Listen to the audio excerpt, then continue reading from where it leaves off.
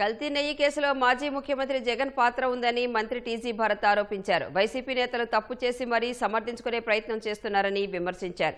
ఇప్పటికైనా జగన్ దేవుడి ముందుకు వచ్చి క్షమాపణ చెప్పాలన్నారు. కర్నూలులో లబ్ధిదారులకు మంత్రి భరత్ పెన్షన్లు పంపిణీ చేశారు. దావోస్ పర్యటనలో రాష్ట్రాన్ని అత్యుత్తమంగా ప్రమోట్ చేశామని, దీని ఫలితాలు త్వరలోనే ఉంటాయని ఆశాభావం వ్యక్తం చేశారు. కల్తీ నెయ్యి గురించి అసలు ఇచ్చిందే కల్తీ.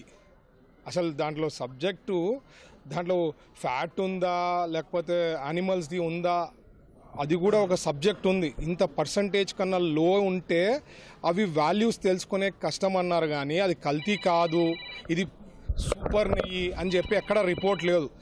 దాని గురించి కూడా తప్పుదోవ పెట్టాలా ప్రజల కంటే. వెంకటేశ్వర స్వామి గురించి ఎవరన్నా మాట్లాడినా చేసినా తప్పులు చేసినా మీరు చాలా ఎగ్జాంపుల్స్ ఉన్నాయి. దేవునితో పెట్టుకుంటే ఏం పరిస్థితి అవుతుంది అనేది అందరికీ తెలుసు. కొద్దిగానే ఆలోచన చేసి వాళ్ళు ఏం చెప్పాలా, ఒకవేళ తప్పు జరిగింది, తప్పు అయింది, ఆడ సీఎం కూర్చొని చేయడం అనేది కాకుండా వాళ్ళు ఏదైనా అట్లా వివరణ ఇవ్వాలా. వాళ్ళు ఇంకా డిఫెన్స్లో పోవడంలో అంటే ఆడ అప్పుడు ఉండే సీఎం నాకు తెలిసి ఇన్వాల్వ్మెంట్ అయినారు కాబట్టి డిఫెన్స్లో పోతున్నారు. ఆయన ఇన్వాల్వ్మెంట్ లేకపోతే అది నాకు తెలియదు, తప్పు జరిగింది, నేను క్షమాపణ చెప్తా, నేను వచ్చి తిరుమలలో దేవుని ప్రార్థించి తప్పు జరిగిందనన్నా చెప్పుకోవాలా. కానీ వాళ్ళు డిఫెన్స్లో పోతున్నారంటే ఖచ్చితంగా జగన్మోహన్ రెడ్డి గారు ఇన్వాల్వ్మెంట్ ఉంటుందనేదే నేను భావిస్తున్నాను.